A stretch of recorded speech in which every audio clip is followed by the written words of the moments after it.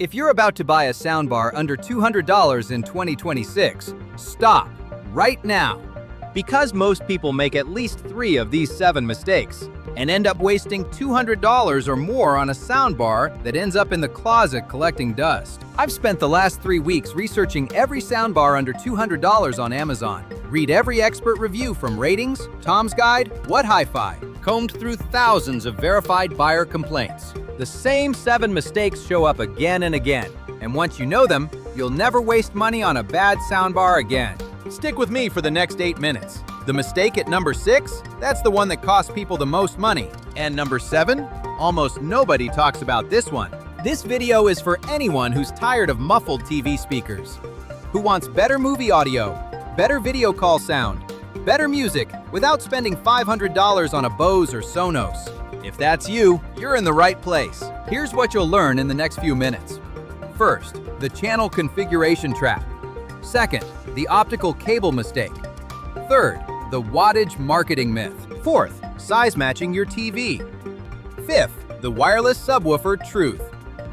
Sixth, dialogue enhancement features. And finally, brand-locked ecosystem trap. Mistake number 1, and this is the most common one, buying a 2.0 channel soundbar when you actually need a 2.1. Quick explanation. The number before the dot tells you how many main speakers you get. The number after the dot tells you if there's a dedicated subwoofer. A 2.0 soundbar has 2 main speakers, that's it. No separate subwoofer.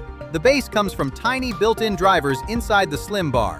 And it sounds okay until you play an action movie. A 2.1 soundbar adds a dedicated subwoofer, usually wireless, that handles all the low frequencies. The difference isn't subtle. It's like going from a phone speaker to actual stereo.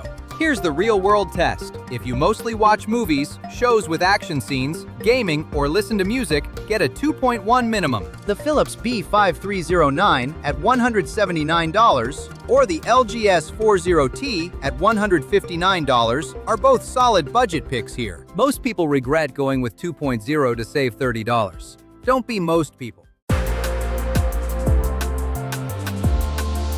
Mistake number 2, using the wrong connection between your TV and your soundbar. If you bought a soundbar with Dolby Atmos support, congrats! You spent extra money for that feature. But here's what nobody tells you. If you connect that soundbar with an optical cable, you just killed Dolby Atmos completely. Optical cables, also called Toslink, were designed back in 1983. They can carry stereo and some surround formats, but they cannot carry Dolby Atmos, DTS:X, or other modern object-based audio formats. If you want the premium features you paid for, you need HDMI ARC, or better yet, HDMI ARC. Here's how to check. Look at the back of your TV. Find an HDMI port labeled ARC or EARC. That's the one. Connect from there to the HDMI input on your soundbar. Done. The Hisense AX3100Q at $189. The Vizio SV510X-08 at $199. Both support HDMI EARC and Dolby Atmos. If your TV is older and doesn't have HDMI ARC, Optical works, but you won't get Dolby Atmos, so don't pay extra for it. Mistake number 3, buying a soundbar based on watts. You'll see this everywhere on Amazon. 1,000 watt soundbar, $99. Sounds incredible, right? Here's the problem. That's peak power, not actual usable power. Peak power is what the soundbar can hit for a microsecond before it shuts down to prevent damage. The real number to look for is RMS power, root mean square. That's continuous power, the sound you actually hear all day. A 1,000 watt peak soundbar might only have 80 to 100 watts RMS. Meanwhile, a legitimate 240 watt RMS soundbar like the Philips B5309 will absolutely destroy it in real-world testing. Here's a quick rule. For most living rooms, 150 to 300 watts RMS is plenty. For home offices and bedrooms, even 100 watts RMS is enough. Brands like Hisense list 500 watts on their AX3100Q. Ultimia lists 410 watts on the Poseidon D60. Those are peak numbers, not RMS, but they're transparent about their hardware. Cheap no-name brands listing 1,000 watts for $99? That's marketing fiction. Skip wattage marketing. Mistake number 4. Buying a soundbar that's the wrong size for your TV. A 24-inch soundbar under a 65-inch TV looks weird. And more importantly, it can't spread sound across your room properly. Here's the rule. Your soundbar should be roughly as wide as your TV, give or take a few inches. For a 65-inch TV, the Vizio SV510X-08 at 33 inches works because it's a 5.1 system with rear satellite speakers. For a single soundbar setup on a 65-inch TV, you want at least 38 to 40 inches. Quick tip, measure your TV stand width first. Mistake number 5, buying any 2.1 or higher soundbar that has a wired subwoofer instead of wireless. A wired subwoofer means a cable running from your soundbar location to wherever you put the subwoofer.